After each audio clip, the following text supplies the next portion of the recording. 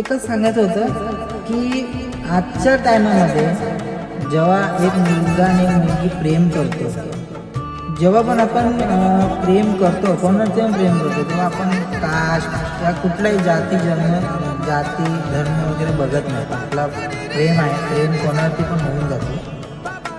जेव्हा प्रेम होतो तेव्हा आपण रिलेशनमध्ये येतो. रिलेशनमध्ये आल्यानंतर आपण सर्व गोष्टी करतो, बोलतो, फिरतो, एक दुसऱ्यांना टाईम देतो, सर्व करतो. आणि ज्या टायमाला त्या मुलीच्या घरी माहीत पडतं की ही एक रिलेशनमध्ये आहे, तेव्हा तिच्या बरोबर जे घडतं तिला सर्व गोष्टीचं टॉर्चर सहन करायला लागतं. म्हणजे घरातले तिच्यावर हात उचलतात, सर्वजण मारतात, सर्व काही करतात.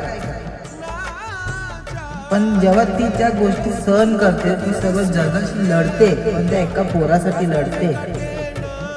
पोरांच्या घरी असं काय नसतं. पोरांच्या घरी माहीत पडल्यानंतर तिथे त्यांच्या घरातले बोलतात ठीक आहे आता लग्न करू नको, टाईम घे, हे घे, एवढं बोलते, पैसे सोडून देतो. पण पोरींच्या घरी असं नाही.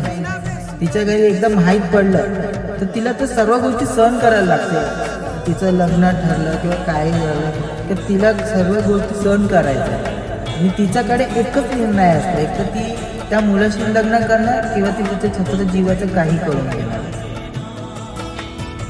म्हणजे मुलीचं जातीमध्ये असं आहे ना की तिला त्या सर्व गोष्टी सहन कराव्या लागतात. हे सर्व चुकीचं आहे. जेव्हा पण एक मुलीचं जेव्हा एक विषय येतो ना, तर प्लीज तिच्या साईडने एकदा उभे राहा, तिच्याशी एकदा बोला, दोन गोष्टी करा की तिला काय पाहिजे, तिला टॉर्चर करू नका.